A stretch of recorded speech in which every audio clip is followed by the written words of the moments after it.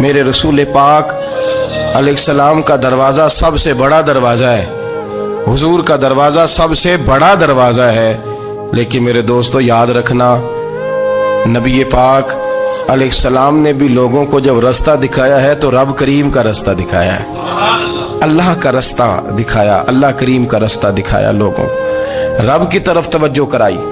میرے رسول کریم سید عالم صلی اللہ تعالی علیہ وسلم نے لوگوں کی اللہ کی جانب توجہ کرائی اور لوگوں سے یہ کہا کہ وہ اپنے رب کریم کی جانب اپنا ذہن رکھیں، اپنی توجہ اپنے اللہ کی جانب مبذول کریں۔ میری بات کو اچھے طریقے سے سمجھیے گا، علم اللہ تبارک و تعالی عطا کرتا ہے تو اسے اللہ کی عطا ہی سمجھنا چاہیے۔ کچھ لوگوں کے پاس علم ہوتا ہے پر علم نافع نہیں ہوتا، وہ ٹامک ٹونجا مارتے رہتے ہیں ساری زندگی۔ علم کو اللہ کی عطا سمجھیں، اپنی عقل پر اپنے شعور پر زیادہ بھروسہ نہ سمجھیں، نظر اللہ پہ رکھیں۔ حضرت مولا علی شیر خدا کرم اللہ تعالی وجہہ الکریم سے کسی نے پوچھا تھا بڑا عالم کون ہوتا ہے؟ ہمارے ہاں تو اب وہ والے عالم پائے جاتے ہیں نا، اللہ ماشاءاللہ، جو ممبر پہ بیٹھتے ہیں تو دعوے ہی دعوے ہیں، ممبر پہ بیٹھتے ہیں تو دعوے ہی دعوے ہیں، اس طرح کے عالم ہمارے ہاں پائے جاتے ہیں، وہ ہر بات میں دعویٰ کرتے ہیں، میں یہ کر دوں گا، میں وہ کر دوں گا۔ یہ مزاج علماء کا نہیں۔ حضرت علی المرتضیٰ سے کسی نے پوچھا بڑا عالم کون ہوتا ہے؟ فرمایا بڑا عالم وہ ہوتا ہے کہ جسے مسئلے کا پتہ نہ ہو تو وہ کہہ دے مجھے نہیں پتا، میں پتہ کر کے بتاؤں گا، غلط بات بیان نہ کرے۔ امام مالک سے کسی نے کوئی مسئلہ پوچھا تو آپ فرمانے لگے مجھے اس سوال کا جواب نہیں آتا، ہمارے بزرگ سمجھاتے کیا ہے؟ وہ کہنے لگا آپ اتنے بڑے امام ہیں تو اس سوال کا جواب نہیں آتا۔ آپ فرمانے لگے اگر مجھے ہر سوال کا جواب آتا پھر تو میں خدا ہوتا، مجھے ہر سوال کا جواب نہیں آتا، مجھے تو اتنا آتا ہے جتنا میرے رب نے مجھے عطا کر دیا ہے۔ اپنی نظر اللہ پہ رکھیں، نکل آئیں اس معمے سے باہر کہ میں کوئی بلا ہوں، مجھے بڑا پتہ ہے، میرے پاس 6 ڈگریاں ہیں، مجھے 10 جگہ پہ تدریس کا شغف حاصل ہے، اس سے نکلیں باہر۔ قرآن مجید دیکھیے گا، اللہ تعالیٰ نے ارادہ قدرت فرمایا کہ میں حضرت آدم کو بناؤں گا، پھر بنانے کے بعد فرمایا فرشتوں سجدہ کرو آدم کو، سب نے سجدہ کیا الا ابلیس ابا واستکبر وکان من الکافرین، سب نے سجدہ کیا سوائے ابلیس کے، اس نے انکار بھی کیا، تکبر بھی کیا اور کافروں میں سے ہو گیا۔ تو یہ جب اللہ تعالیٰ نے سجدہ کرایا تو کیسے کرایا؟ اللہ تبارک و تعالیٰ نے نا حضرت آدم کو علم سکھایا خود، وعلم آدم الاسماء کلہا، خود اللہ فرماتے ہیں کہ میں نے جناب آدم علیہ السلام کو تمام اشیاء کے نام سکھائے، سب اشیاء کے نام سکھائے۔ تو وہ چیزیں پھر میں نے نا، اللہ فرماتے ہیں میں نے فرشتوں پہ پیش کی، میں نے کہا کہ بتاؤ ان کے نام کیا ہے، تو فرشتوں نے جو جواب دیا وہ سمجھنے والا ہے۔ اللہ نے چونکہ خود علم سکھایا تھا حضرت آدم کو، جناب آدم سکھایا تھا، لیکن فرشتوں کو نہیں سکھایا تھا۔ تو اللہ کریم نے فرمایا فرشتوں یہ بتاؤ ان چیزوں کے نام کیا ہیں؟ تو فرشتے کیا کہتے ہیں؟ فرشتے عرض کرتے ہیں قالوا سبحانک لا علم لنا۔ آپ کبھی یقین کریں اس چیز کی لذت لے تو مزہ آ جائے۔ کہا قالوا سبحانک، کہنے لگے تو پاک ہے، قالوا سبحانک، کہنے لگے تو بھئی آدم علیہ السلام کو نام سکھا لیے، پھر فرشتوں کے سامنے وہ چیزیں پیش کر کے کہا ان چیزوں کے نام بتاؤ، تو فرشتے کیا کہتے ہیں؟ کہتے ہیں قالوا سبحانک، تو پاک ہے، لا علم لنا، ہمارے پاس کوئی علم نہیں، الا ما علمتنا، ہمیں تو اتنا پتہ ہے جتنا تو نے ہمیں سکھا دیا، ہمیں تو اتنا پتہ ہے جتنا تو نے ہمیں، لا علم لنا، ہمارے پاس کوئی علم نہیں ہے، اتنا ہی پتہ ہے جتنا تو نے ہمیں سکھا دیا ہے، اس سے زیادہ ہمارے پاس علم۔ اور یہ کیوں تو نے ہمیں جتنا سکھایا اتنا پتہ ہے؟ فرشتے یہ نہیں کہتے یا اللہ تو زیادہ سکھا، آدم کو دیا تو ہمیں بھی دے، یہ نہیں فرمایا، فرمایا انک انت العلیم الحکیم، اے اللہ تو علم والا بھی ہے اور حکمت والا بھی ہے، تجھے پتہ ہے کس کو کتنا دینا ہے، جتنا تو نے مناسب سمجھا جناب آدم کو دیا، اور جتنا تو نے بہتر سمجھا وہ تو نے ہمیں عطا فرمایا۔ تو اگر آپ کے پاس علم ہے، کہیں نالج ہے، اس کو اللہ کی عطا سمجھے۔ ہمارے ہاں بہت سارے لوگ بن کے بیٹھ جاتے ہیں، میں اکثر کہتا ہوں کہ پھر وہ دعوے کرتے ہیں میرے علاقے والے جاہل ہیں، میرے شہر والے جاہل ہیں، میرے خاندان والے پڑھے نہیں، یہ آپ کا دعویٰ ہے، یہ آپ کو خراب کر دے گا۔ ہم نے بہت سارے ایسے لوگ دیکھے جو بہت بڑے عالم تھے، لیکن اللہ جب لینے پہ آیا تو عقل ہی لے گیا، شعور ہی چلا گیا، حافظے ختم ہو گئے۔ آپ دیکھتے ہیں بڑھاپے میں کچھ لوگ ایسے ہوتے ہیں کہ جن کو یہ بھی یاد نہیں رہتا کہ میرا نام کیا ہے، میں کہاں ہوں، مجھے کدھر جانا ہے۔ تو اس وقت سے اللہ کی پناہ مانگیں اور اپنی نظر اپنے رب کریم کی جانب رکھیں، اللہ کی جانب اپنی نظر کو مبذول رکھیں۔ دوسری بات، علم کے بعد ایک چیز آتی ہے جس کا نام ہے ہدایت، جس کا نام ہے تقوی، جس کا نام ہے پرہیزگاری، جس کا نام ہے عمل، عبادت، ریاضت۔ یہ بھی اسی وقت ہی نصیب ہوتی ہے جب میرا رب کریم نصیب فرما دیتا ہے۔ ہم نے نا نیکی کا اپنا اپنا سٹیٹس بنا لیا ہے، اپنا اپنا معیار بنا لیا ہے۔ کچھ لوگ کہتے ہیں کہ جناب مسجد میں سیمنٹ کا توڑا دینے سے بہتر ہے کسی غریب کو آٹے کا تھیلا دے دو۔ اب اس نے اپنا مزاج بنا لیا نا نیکی کا، اس نے اپنا سٹیٹس بنا لیا ہے۔ میرا یہ سوال ہے کہ نبی پاک صلی اللہ تعالیٰ علیہ وسلم جب مدینہ شریف آئے تھے تو حضور نے سب سے پہلے غریبوں میں آٹا تقسیم کیا تھا کہ سب سے پہلے مسجد بنائی تھی؟ کیا عجیب لوگوں کا رنگ ہے، اپنی مرضی کی ہدایت، اپنی مرضی کا تقوی، اپنی مرضی کا معیار۔ مسجد کوئی بڑا چھوٹا خطیب بھی میری طرح کا ہو نا تو وہ مسجد میں بیٹھ کے جب نبی پاک کی بات کرتا ہے تو کہتا ہے میرے رسول پاک غریبوں کا سہارا بن کے آئے۔ وہ غریبوں کی بات کرتا ہے، مسکینوں کی، لاچاروں کی، کمزوروں کی بات۔ تو مسجد ہی تو وہ ادارہ ہے جہاں سے غریبوں کی بات ہو رہی۔ تو اب لوگوں نے غریب کو اور مسجد کو لڑانا شروع کر دیا، اس کو لڑاؤ کہ مسجد میں پیسے دینے سے بہتر ہے آپ غریب کو آٹے کا تھیلا دے دیں۔ آپ یہ کیوں نہیں کہتے کہ مسجد میں بھی آپ توڑا دیں ایک سیمنٹ کا اور ساتھ غریب کو بھی خدمت کریں؟ یہ کیوں نہیں تقوی؟ اپنی اپنی مرضی کا مزاج، اپنی اپنی۔ کچھ لوگ کہتے ہیں چھوڑو جی، ساری زندگی انسان نماز پڑھتا رہے اور پھر گالیاں بھی دیتا رہے، بندہ داڑھی بھی رکھ لے اور جھوٹ بولنا بھی نہ چھوڑے۔ تو یہ آپ نے اپنے پاس سے تقوی کا معیار بنایا ہے۔ گالی دینے کا گناہ ہے اور داڑھی رکھنے کا ثواب ہے۔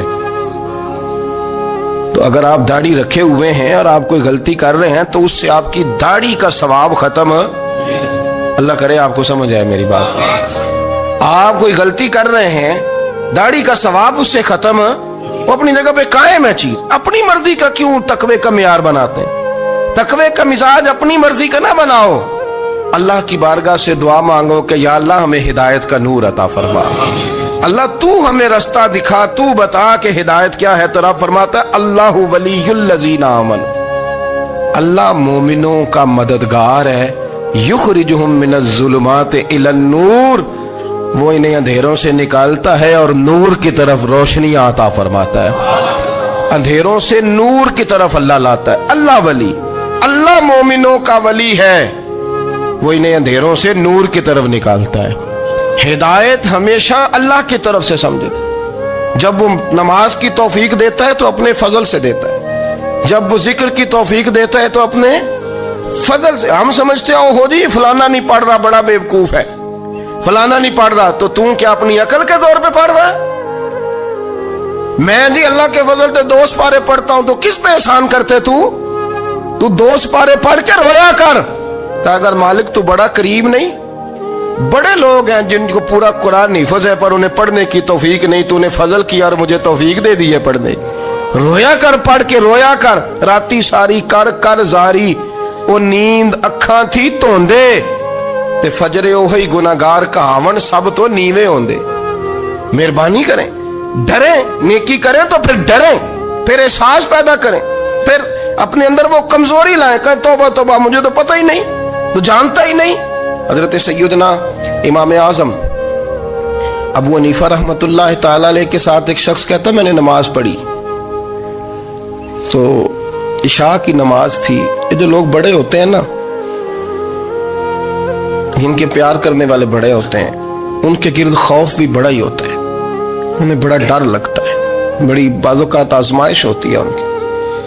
عشاء کی نماز کہتے پڑھی تو امام صاحب نے نا عشاء کی نماز میں تلاوت کی آیتیں فَمَن يَعْمَلْ مِثْقَالَ ذَرَّةٍ خَيْرًا يَرَهُ وَمَن يَعْمَلْ مِثْقَالَ ذَرَّةٍ شَرًّا يَرَهُ، فرمایا جو ذرہ برابر خیر کرے گا وہ بھی قیامت میں دیکھے گا، اور جو ذرہ برابر شر کرے گا وہ بھی قیامت میں اس شر کو دیکھے گا उसके सामने आएगा। तो वो शख्स कहता है कि सारे लोग नमाज पढ़ के चले गए तो इमाम साहब रहमतुल्लाह अलैह ने अपनी दाढ़ी पकड़ी, रो रहे हैं। कहते हैं वो जर्रा बराबर नेकी का बदला देने वाले, वो जर्रा बराबर शर पे सजा देने वाले मेरी सफेद दाढ़ी को देख। मालिक मेरे जर्रे जर्रे सामने ना लाना, लोग तो मेरी बड़ी कदर करते हैं दुनिया, मैं तो बड़ा पहचाना जाता हूँ, लोग तो मेरी राहों में फूल लिए खड़े होते हैं, मुझे बड़ा नवाजते हैं। क़यामत में रुसवा ना कर देना, मेरे लिए मुश्किल हो जाएगी। वो कहते हैं मैंने इमाम साहब का दर्द देखा, मुझे कोई काम था तो मैं चला गया। मैंने कहा कि वो इस वक्त अल्लाह के हुजूर हाजिर हैं तो मैं दोबारा आऊँगा। कहते मैं तहज्जुद का वक्त आया तो इमाम साहब वहीं बैठे थे और उनकी दाढ़ी आंसुओं से भरी हुई थी और जोर से दाढ़ी पकड़ी हुई, कहने लगे मालिक रुसवा ना कर दे, क़यामत में रुसवा ना कर दे। यार जो हिदायत याफ्ता लोग थे वो तो डरे हुए थे, वो तो सहमे हुए थे, वो तो कहते थे ये उसका फजल नहीं, उसने बुला लिया, ये उसका करम नहीं। हजरत बायजीद बुस्तामी किसी काफिर को देखते तो रो पड़ते, कहते मालिक तो कितना करीब है, ये बेईमान रह गया, तूने अपने फजल से मुझे अपने नबी का गुलाम बना लिया। वो रो पड़। यहाँ तो लोगों का दावा ही बड़ा है। नमाजी अल्लाह खैर फरमाए वो तो दूसरों को घूरता है, वो कहता है जन्नत का मैं मालिक हूँ, कुंजियां मेरे पास हैं, मैं किसी और को घुसने नहीं दूंगा। और अगर 2-3 हज कर ले तो फिर तो वो कहता है कि अब मेरे से पूछ के लोग जन्नत में जाएंगे माज़अल्लाह। और अगर वो 2, 4, 5, 7 दफा कोई नफल पढ़ ले तो फिर वो कहता है छोड़ें जी सारे लोग बेअमल है, मैं अकेला नेक हूँ। ना ऐसा करें, अपनी तवज्जो अपने रब पे रखें, अपनी तवज्जो अपने मोइनुल मिल्लत वद्दीन, अताए रसूल, हिंदुल वली, गरीब नवाज ख्वाजा मोइनुद्दीन चिश्ती, हजरत ख्वाजा अजमेर, शाह अजमेर, शाह अजमेर, वाली हिंदुस्तान। आखिरी उम्र में ना सारा दिन रोते गुजर जाता, सारी रात रोते गुजर जाते, जरा सी कोई बात करता तो रो पड़ते, आंखें आंसुओं से भरी रहती। कई दफा आपने भी परेशान हो जाते हैं ना कि यार तो एक बात की जान ही नहीं छोड़ रहा। तो ख्वाजा कुतुबुद्दीन साहब बख्तियार काकी से लोगों ने कहा कि आप मुर्शिद से बात करें, इतना भी तो नहीं ना रोना चाहिए, हर वक्त इसके आंसू की करिए, आशिक दा काम ही रोना तोना, ते बिना रोयो नहीं मंजूरी। ये आशिक सदा ही रोंदा रहिंदा है, भावें वसल होवे ते भावें दूरी, हर वक्त रोने का क्या मतलब है। तो ख्वाजा कुतुब साहब कहते मैं करीब गया तो मैंने पैर दबाए, मैंने कहा सोनिया लोग तो कुछ भी नहीं करते, तूने तो कमाल कर दिया, 90 लाख आदमी मुसलमान कर दिया, दुनिया कुछ नहीं करती, तूने 50 साल सारी रात मुसल्ले पे बैठ के रब राजी किया। तू शहजादा था, हुजूर की औलाद था, लेकिन मोइनुद्दीन तेरा एक प्लाट भी नहीं, तूने तालिब इल्म पाले, उन्हें गरीबों को दिया, उन्हें नवाजा, कोई शय नहीं तेरे पास, हर चीज तूने, सारी रात रोते हो, सारा दिन रोते हो। तो ख्वाजा कुतुबुद्दीन साहब कहते हैं मैंने जब अर्ज किया तो ख्वाजा साहब मुझे गले लगा लिया, चीख मार के रोए, कहने लगे कुतुबुद्दीन पुत्र दाढ़ी सफेद हो गई, जाने का वक्त आ गया, जो तूने नेकियां गिनवाई हैं वो हैं सही मेरे पास, पर यार की बारगाह में पेश करने के काबिल एक भी नहीं, एक भी नहीं। तो बारगाह तो देख कितनी बड़ी है, रसूल करीम की बारगाह में पेश करने के काबिल इनमें से एक भी नहीं। तो आस्ताना देख कितना बड़ा है, क्या पेश करूंगा, क्या अर्ज करूंगा हुजूर की बारगाह में, किस तरह। वो यार जो बड़े थे वो तो डरे हुए थे, सहमे हुए थे, वो तो बड़ी आजमाइश में थे, लेकिन मेरा और आपका रट्टा 2 नमाजें पढ़ के 6 नमाजों का दावा करना और लंबी चौड़ी कहानियां बनाना और अपने मुंह से अपनी तारीफें करना, इससे थोड़ा बाहर आए। रिस्क भी मेरा अल्लाह ही देता है, इल्म भी अल्लाह देता है, रिस्क भी। बड़े बड़े फकीरों को मालदार होते देखा, बड़े बड़े मालदारों को फकीर होते देखा, बड़े बड़े। मेरे एक बड़ा सखी किस्म का सज्जन है, बड़ा प्यारा है, मैं उसे सखी मानता हूं। मैंने अपनी परेशानियों के दिनों में भी उस शख्स को सखी देखा। एक दिन रात को मुझे टेलीफोन करके कहने लगा किधर हो, मैंने कहा मैं घर हूँ। नहीं अक्सर सफर में होते हो ना। मैंने कहा तबीयत कैसी है, ठीक है, बस हाल चाल पूछना था। मैंने समझाई, मैंने कहा यार ये कोई मसला है, पर मैं रात के 2 बजे कोई हाल पूछने को फोन तो नहीं ना करता, कोई मतलब ऐसा तो मसला नहीं ना। تو میں نے بیک کال کی, میں نے کہا یار میری بات سن, مسئلہ کیا؟ کہ نہیں کچھ نہیں دل کر رہا تھا. میں کہا میری گل سن, رہے اسی 4-5 سال کٹھے, میں تین جاننا, اصل بات کر. کہنے لگا مکان بھی بڑا ہے, سارا کچھ ٹھیک ہے, پر وہ بڑا ہی بے نیاز ہے. کچھ حالات اس قسم کے آ گئے ہیں کہ لوگوں کو بتاؤں بھی تو لوگ ماننے کو تیار نہیں. زیادہ نہیں, مجھے نا تھوڑے سے پیسوں کی ضرورت ہے, کوئی 15-20 ہزار اگر مل جائیں, میری ضرورت. آپ یقین کریں میں روتا رہا ساری رات. میں نے کہا مہربانہ تیرا کس طرح کرانگے, اس سے لے کے زمانہ استعمال کرتا تھا, پر بے پرواہی ویکھ نہ سجڑ دی, جتھے کسے دی پیش نہ جاوے, انہیں تاجاں والے در در رولے تے منگتے ہیں تخت بٹھاوے. سجنا کسے نو کارا مل دئی, کوئی کعبے خالی آوے.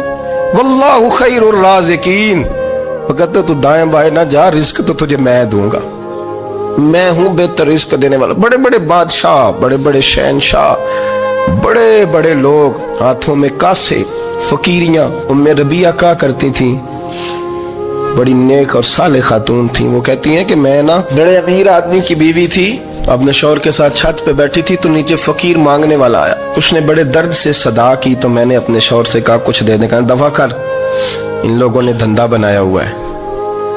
کہتی میں میکے سے بھی بڑا مال لے کے آئی تھی, میرے ماں باپ بڑے امیر تھے, تو میں نے نا چوری اپنے خامہ سے نظر بچا کے باتھ روم جانے کے بہانے گئی, اور نیچے جا کے 5 دینار میں نے اس فقیر کی ہتھیلی پہ رکھے. کہتے اس نے 5 دینار دیکھے, پھر میری طرف دیکھا, تو میں نے اس کی آنکھوں میں آنسو چمکتے دیکھے. کہنے لگے بی بی رب تیرا بھلا کرے, میں 3 دنوں کا بھوکا ہوں. کہ وہ چلا گیا. میں گھر آ گئی, جب باہر آئی تو میرا شوہر کہنے لگا تو اتنی اب اتنی تو تیز ہو گئی ہے, اور تو اتنی خود مختار ہو گیا, میرے بغیر پوچھے مال خرچ کرے گی, جا تجھے 3 طلاقیں. کہتی میں بالدار اور وزادار باپ کی بیٹی تھی, طلاق لے کے گھر آئی تو میرا باپ ٹوٹ گیا, چارپائی پہ چلا گیا. اوہو یہ کیا بن گیا. کہتی بڑی تکلیف رہی. 1-2 سال کے بعد میرے ابا نے میری شادی کر دی. اب جس شوہر کے پاس گئی وہ بڑا نیک تھا, پرہیزگار تھا, اللہ نے بہترین صلہ دیا. کہتی چھت پہ بیٹھی تھی, دروازے پہ فقیر آیا, میں نے شوہر سے کہا کچھ دے دوں. کہنے لگا 5 نہ دینا, 15 دینا, 20 دینا, میں فقیر ہوں, میں نے فقر سے دولت دیکھی ہے, اسے خالی نہ لوٹانا. کہتی ہے کہ میں نیچے گئی, اور جب میں نے اس کی طرف دینار بڑھائے تو میری چیخ نکلی, پیسے پھینک کے میں بے ہوش ہو کے گری. میرا شوہر نے آ کے اٹھایا, اندر لے گیا, پانی منہ پہ چھڑکا. کہنے لگا تجھے کیا ہوا؟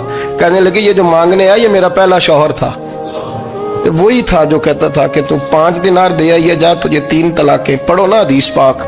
میرے نبی پاک علیہ السلام نے فرمایا ایک بندہ گنجا تھا. گنجا, کوئی ترتیب آگے پیچھے ہو جائے تو مفہوم کے لحاظ سے, لیکن میں مفہوم اس کا واضح کرتا ہوں. ایک گنجا تھا, کوئی شے نہیں تھی, سر پہ بال بھی نہیں تھے, رویا کرتا تھا. اللہ تعالیٰ نے فرشتے کو بھیجا, تجھے کیا چاہیے؟ تو کہنے لگا بال آ جائیں اور تھوڑا مال آ جائے. فرشتے نے ہاتھ پھیرا تو بال بھی آ گئے, تو بکریاں بھی آ گئیں, لائنیں لگ گئیں, مال ہی مال ہو گئے. دوسرے کے پاس گیا, وہ کوڑا تھا, اس کو جا کے کہا کیا چاہیے؟ کہنے لگا شفا ہو جائے اور کچھ اللہ تعالیٰ آسانی کر دے. شفا بھی ہو گئی, گائیں بھی دے دی, بھینسیں بھی دے دی, مال ہی مال ہو. پھر ایک کے پاس گیا, وہ اندھا تھا, تجھے کیا چاہیے؟ اس نے کہا آنکھیں ملنے اور کچھ ساتھ, اللہ مال دے دے. اونٹ ہی اونٹ ہو گئے. جب بڑا نواز دیا تو پھر مالک نے امتحان لینے کا ارادہ کیا. یاری تیری سونا ہے, پر آزمائشاں بھی تیریاں آگ. آزمائشاں تیریاں, صحیح کہہ رہا ہوں, آزمائشاں تیریاں, یاری تیری سونا ہے پر آزمائشاں تیریاں. اے سونا پرکھیا جامدائی, پہلو نہ لگاں دے لگ. اللہ نے فرمایا آزمائش کرو. سب سے پہلے گنجے کے پاس آئے, اسے کہا اللہ کے رستے میں کچھ دیکھنے لگا, میرے خرچے ہی بڑے, دیکھو تو صحیح کتنی مشکل میں وقت گزارتا ہوں, حال ہی کوئی نہیں. تو اس نے کہا میں نے تو سنا ہے تو گنجا اور بھوکا ننگا تھا. کہنے لگا میں تو جدی پشتی رئیس اعظم ہوں, تو یہ کس پاگل نے کہا ہے بھاگ جا. اس نے کہا اچھا جیسے تو تھا ویسے ہی ہو جائے. کھیت کھلیان اجڑ گئے, پھر سے گنجا ہو گیا. حضور علیہ السلام فرمانے لگے, پھر وہ اس کے پاس گیا جو کوڑا تھا, اسے کہا کچھ دے. کہنے لگا خرچے ہی بڑے. अब पूछ लें किसी अमीर आदमी से, कहेगा चक्की के नीचे हाथ है मेरा, मेरे से ज्यादा तो परेशान बंदा ही कोई नहीं। क्या बताऊं आपको, इतना टैक्स है, इतना जुर्माना है, फलानी शेफ, बड़ा कुछ गिनवाते हैं लोग। उसने कहा मैंने तो सुना तो पहले कोड़ा था। उसने कहा जा दौड़ जा, मैं तो रईस आज़म हूं, दादा भी परदादा भी और सारी नस्ल ही। उसने कहा अच्छा जैसे तू था वैसे ही हो जाए। फिर वो गया अंधे के पास और जाके कहा अल्लाह के नाम पे कुछ दे। तो कहने लगा रब के नाम पे, ये खड़े हैं ऊंट, जितने तेरे दिल करे ले जा। उसने कहा क्या माना इस बात का? कहने लगा यार तुझे क्या बताऊं, मैं तो अंधा था, मैंने तो कभी दुनिया देखी नहीं थी, फिर उस करीम ने फजल किया तो मुझे बड़ा कुछ दिखाया। मैं क्या बताऊं, मेरा दिल कर रहा है कह दूं कि फिर उसने काबा दिखाया, फिर उसने रोज़ा रसूल दिखाया, फिर उसने रियाजुल जन्ना के सजदे दिखाए, फिर उसने अपने महबूब के दरवाजे की रौनकें दिखाई। उसने बड़ा कुछ दिया, उसने बड़ा नवाजा। मेरे पास तो शायद मैं बदकार पुराना खादम, किसे दर मिली न टोई, ये वासफ यार ने नजर जो की थी फिर वासफ ही होई।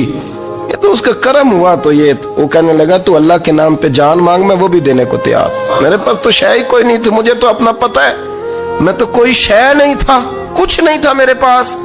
ये तो उनका करम है कि रुख इनका उधर है, और मुख्तसर सी मेरी कहानी है, ये जो भी है उनकी मेहरबानी है। तो वो कहने लगा मैं भी कुछ लेने नहीं आया था, तेरी आजमाइश ही करने आया था। तेरी इज्जतें भी सलामत रहेंगी, तेरा माल भी सलामत रहेगा, तेरी शिफा भी।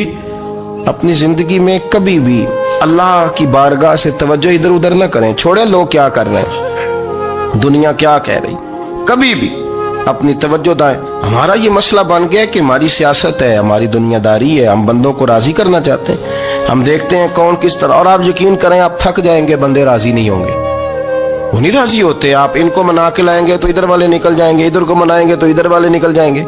इस चक्कर से बाहर आए, उस रब को राजी करें जो फरमाता है इन्नल्लज़ीना आमनू व अमिलुस्सालिहाति सयजअलु लहुमुर रहमानु वुद्दा। फरमाया तो ईमान लाने के बाद नेक अमल कर, मैं लोगों के दिलों में तेरी मोहब्बत पैदा कर दूंगा। रहमान लोगों के दिलों में मोहब्बत डाल देगा, अल्लाह लोगों के दिलों में। अपनी नजर हमेशा अपने रब पे रखें। इतनी लंबी चौड़ी दुनियादारों से उम्मीदें ना वाबस्ता करें। मैंने देखा है लोग कासालेसी करते हैं, कभी उसके दरवाजे पे कभी उसके दरवाजे पे।